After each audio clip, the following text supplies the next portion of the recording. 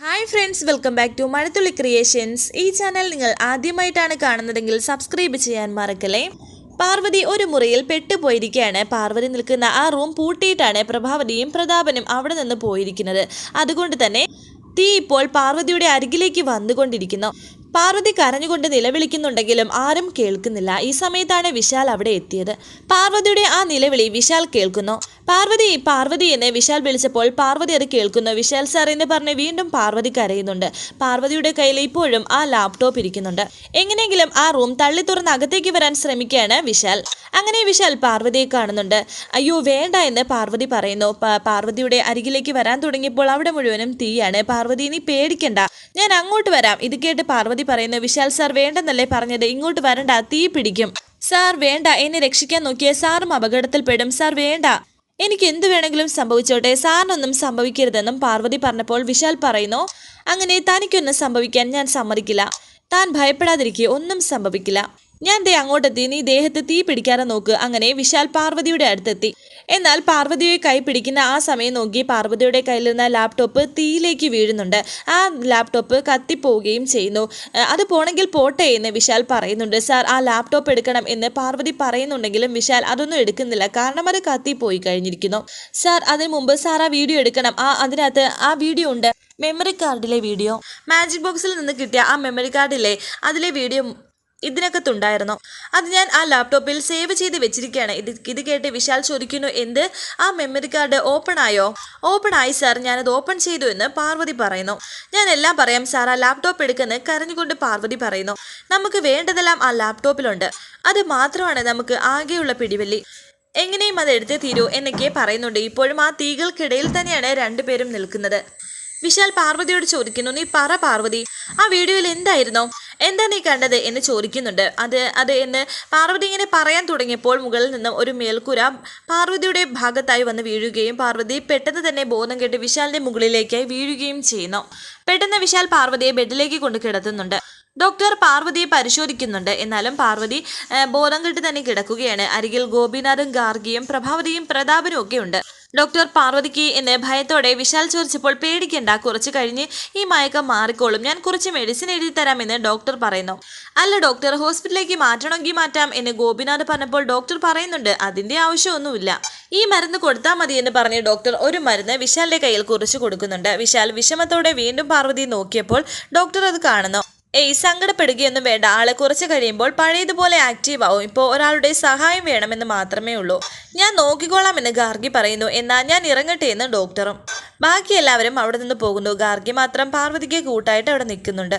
ശേഷം എല്ലാവരും ടെൻഷനോടെ നിൽക്കുകയാണ്. പാർവതിയുടെ ഈ അവസ്ഥയെക്കുറിച്ച് ഓർത്തിട്ട് വലിയൊരു ആപത്താണ് ഒഴിഞ്ഞു പോയത്. കൃത്യസമയത്ത് നീ എത്തിയില്ലായിരുന്നെങ്കിൽ എന്തോ ആവുന്ന സ്ഥിതി. ആ നേരത്തെ നിന്നെ ഇവിടെ എത്തിച്ചത് ദൈവമാണ്. ആ ദൈവത്തിന് എത്ര നന്ദി പറഞ്ഞാലും മതിയാവില്ലെന്നും ഗോപിനാഥ് പറയുന്നു. എന്നാൽ ഇത് കേട്ട് ദേഷ്യത്തോടെ പരസ്പരം നോക്കുകയാണ് പ്രഭാവതിയും പ്രതാപനും.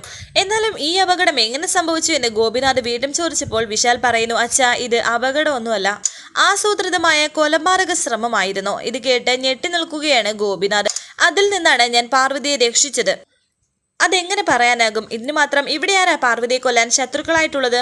ലക്ഷണം കണ്ടിട്ട് പുറത്തു നിന്ന് ആരും ഇങ്ങോട്ട് വന്നതായിട്ട് തോന്നുന്നുമില്ല എന്ന് പ്രഭാവതി പറഞ്ഞപ്പോൾ പ്രതാപൻ പറയുന്നു, ഇതൊരു പഴയ വീടല്ലേ, എന്തെങ്കിലും ഷോർട്ട് സർക്യൂട്ട് ഉണ്ടായി തീ പടർന്നതായിരിക്കാം. എന്നാൽ വിശാൽ പറയുന്നു, നോ, ഇത് മർഡർ അറ്റംപ്റ്റ് തന്നെയാണ്.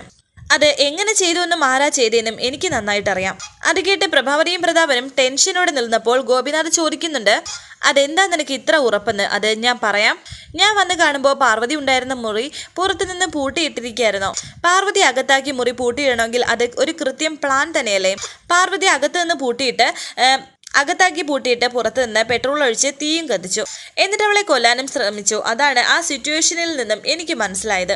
അമ്മയെ കൊന്നത് ആരാണോ അവർ തന്നെയായിരിക്കും പാർവതിയും കൊല്ലാൻ ശ്രമിച്ചത്.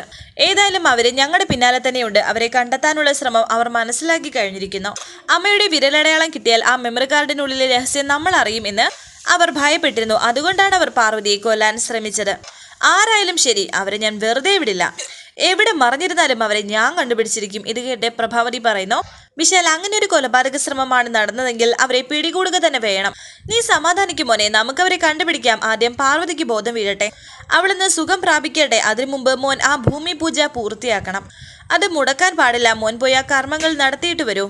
ഇവിടെ പാർവതിയുടെ കാര്യം നോക്കാൻ ഞാനും പ്രതാപനും ഒക്കെ ഉണ്ടല്ലോ. പാർവതി ഈ അവസ്ഥയിൽ എന്ന് വിശാൽ പറഞ്ഞപ്പോൾ വീണ്ടും പ്രഭാവതി വിശാലിനോട് പറയുന്നുണ്ട്, എടാ മോനെ, ഇതിപ്പോ 1 മണിക്കൂറത്തെ കാര്യമല്ലേ ഉള്ളൂ. അതിനു മുമ്പ് പൂജ പൂർത്തിയാവില്ലേ? പൂജ പൂർത്തിയാക്കി പണികൾ തുടങ്ങണം. ഇല്ലെങ്കിൽ ഗായത്രി ദേവിയുടെ ശത്രുക്കൾക്ക് മുന്നിൽ നമ്മൾ തോറ്റതുപോലെയാകി പോകും. എന്താ വിശാലെ, ഞാൻ പറഞ്ഞത് ശരിയല്ലേ? ശരി, പൂജ കഴിഞ്ഞിട്ട് വരാം എന്ന് പറഞ്ഞിട്ട് വിശാൽ അവിടെ നിന്ന് പോകുന്നു. ഇപ്പോഴും പാർവതി മയക്കത്തിൽ തന്നെയാണ്. ടെൻഷനോടെ ഗോപിനാഥ് നിൽക്കുന്നു. സന്തോഷത്തോടിരിക്കുന്ന പ്രഭാവതിയുടെ അടുത്തേക്ക് പ്രതാപൻ വന്നിട്ട് ചോദിക്കുന്നു, ചേച്ചി, പാർവതി കണ്ണു തുറന്നാൽ ആകെ പ്രശ്നമാവില്ലേ? നടന്ന സത്യങ്ങളെല്ലാം അവൾ വിശാലിനോട് പറയില്ലേ? അറിഞ്ഞാൽ പിന്നെ വിശാൽ നമ്മളെ വെച്ചേക്കോ? അവർ നമ്മളെ 2 പേരെയും ആ സ്പോട്ടിൽ കൊല്ലും. എനിക്കാകെ പേടിയാവുന്നു. എങ്ങനെയാ ചേച്ചി ഈ കുരുക്കിനൊന്ന് രക്ഷപ്പെടുന്നത്? ഇത് കേട്ട് പ്രഭാവതി കൂളായിട്ട് പറയുന്നു, എന്റെ പ്രതാപ, നീ ഇത്രയ്ക്ക് പേടിക്കുന്നത് എന്തിനാ?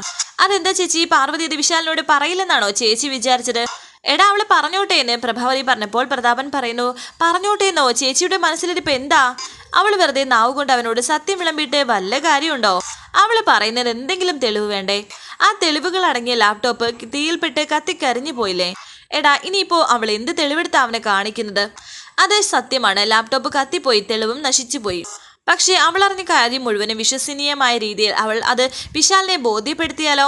ഇത് കേട്ട് പ്രഭാവതി പറയുന്നു, പാർവതി, ഇനിയിപ്പോ എന്ത് പറഞ്ഞാലും വിശാൽ അത് വിശ്വസിക്കരുത്.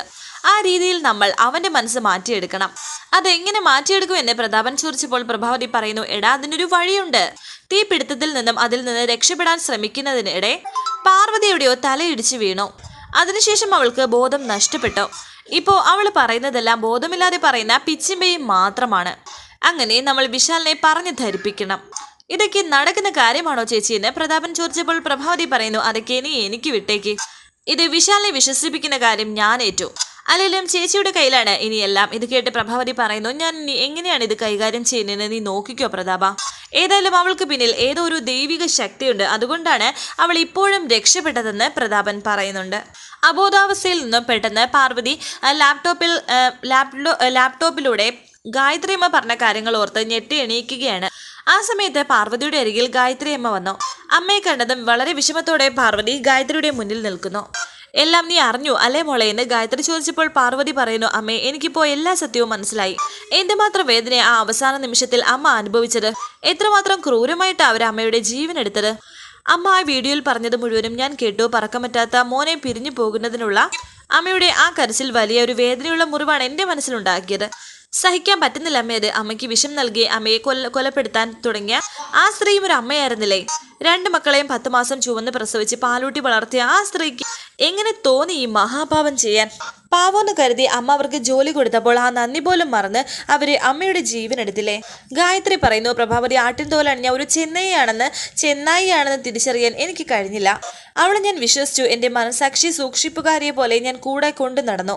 എൻ്റെ കുടുംബത്തിനകത്ത് ഞാൻ അവൾക്ക് എല്ലാ സ്വാതന്ത്ര്യവും കൊടുത്തു. നമ്മുടെ കുടുംബത്തെ അവളെ സ്വന്തം കുടുംബത്തെ പോലെ കണ്ട് പെരുമാറാൻ ഞാൻ അവളെ ശീലിപ്പിച്ചു. അതിനെല്ലാം ചേർത്ത് അവൾ എനിക്ക് തക്ക പ്രതിഫലം തന്നു. എന്നെ ഇല്ലായ്മ ചെയ്തിട്ട് എൻ്റെ കുടുംബം തന്നെ അവൾ അപഹരിച്ചു. ഇപ്പോഴും ആ ദുഷ്ടക്കെതിരെ നമുക്കൊന്നും ചെയ്യാൻ സാധിക്കുന്നില്ലല്ലോ അമ്മേ. അവളുടെ അന്ത്യം കുറിക്കുന്ന ഒരു ദിവസം ഉടനെ വരും മോളെ. പക്ഷെ അതുവരേക്കും നീയും വിശാലും വളരെ ശ്രദ്ധിക്കണം. എന്നെ കൊലപ്പെടുത്തിയതുപോലെ അവൾ നിങ്ങളെയും കൊലപ്പെടുത്താൻ ശ്രമിക്കുന്നുണ്ട്. അനുഭവം നീ ഇപ്പോൾ അറിഞ്ഞതല്ലേ, അതുകൊണ്ട് നീ കരുതിയിരിക്കണം. വിശാൽ ഇതൊന്നും അറിയാത്ത സ്ഥിതിക്ക് പ്രഭാവതിയെ അവൻ സ്വന്തം അമ്മയായി വിശ്വസിക്കുന്നത് കൊണ്ടും മോളെ നീ വേണം അവന്റെ രക്ഷ ഏറ്റെടുക്കേണ്ടത്. എന്തു തന്നെയായാലും അവനെ നീ രക്ഷിക്കുമെന്നൊരു വാക്ക് നീ എനിക്ക് തരണം. ഇത് കേട്ട് പാർവതി പറയുന്നു, അമ്മ എന്നോട് ഇത് പ്രത്യേകിച്ച് പറയേണ്ടതില്ല. ഞാൻ ജീവിച്ചിരിക്കുമ്പോൾ വിശാൽ സാറിന്റെ ദേഹത്ത് ഒരു തരി മണ്ണ് വീഴാൻ ഞാൻ സമ്മതിക്കില്ല. സാറിനെ എൻ്റെ കണ്ണിലെ കൃഷ്ണമണി പോലെ ഞാൻ രക്ഷിക്കും. ഇത് പാർവതിയുടെ വാക്കാണ്. ഇതിന് ഒരു മാറ്റവും സംഭവിക്കില്ല. എനിക്കറിയാം നീ ജീവൻ പോയാലും അവനെ ആ ദുഷ്ടർക്ക് വിട്ടുകൊടുക്കില്ലെന്ന്. നീ ഉപാസിക്കുന്ന ഉദയനൂരമ്മ നിന്നെ അനുഗ്രഹിക്കട്ടെ. ഇത്രയും പറഞ്ഞ് ഗായത്രി അവിടെ നിന്നും അപ്രതീക്ഷിതമായി പോകുന്നു. ഈ സമയം പാർവതിയുടെ അരികിലേക്ക് ഗോപിനാഥ് വരുന്നുണ്ട്. പാർവതി വളരെ വെപ്രാളത്തോടെ പോകാൻ തുടങ്ങിയപ്പോൾ ഗോപിനാഥ് ചോദിക്കുന്നുണ്ട്, മോളെ നീ എവിടെ പോകുന്നു എന്ന്. ഏച്ചാ, എനിക്ക് വിശാൽ സാറിനെ അത്യാവശ്യമായി കാണണം. എന്താ മോളെ, എന്തെങ്കിലും അത്യാവശ്യമുണ്ടോ? എന്തെങ്കിലും പ്രയാസം തോന്നുന്നുണ്ടോ മോളെ? നിനക്ക് എന്താ വേണ്ടതെന്ന് ഗോപിനാഥ് ചോദിക്കുന്നുണ്ട്. അതൊന്നും അല്ല, എനിക്ക് സാറിനെ ഒന്ന് കാണണം. സാറിനോട് എനിക്കൊരു സത്യം പറയാനുണ്ട്. ഇത് കേട്ട് സംശയത്തോടെ, സത്യമോ? എന്ത് സത്യം എന്ന് ഗോപിനാഥ് ചോദിക്കുന്നുണ്ട്. പാർവതി വീണ്ടും പറയുന്നു, അച്ഛ, ആ സത്യം അച്ഛനും അറിയേണ്ടത് തന്നെയാണ്. അച്ഛ, ദൈവമേ കൊന്നത് ആരാണെന്ന് എനിക്കറിയാം.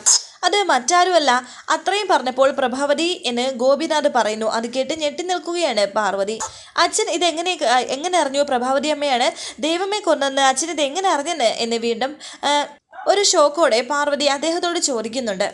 അച്ഛനിത് നേരത്തെ അറിയാമായിരുന്നോ എന്നും ദേഷ്യത്തോട് ചോദിക്കുകയാണ് പാർവതി. വരാനിരിക്കുന്ന പുതുപുത്തൻ എപ്പിസോഡുമായി വീണ്ടും കാണാം. Thank you for watching. Please subscribe, like, share my channel.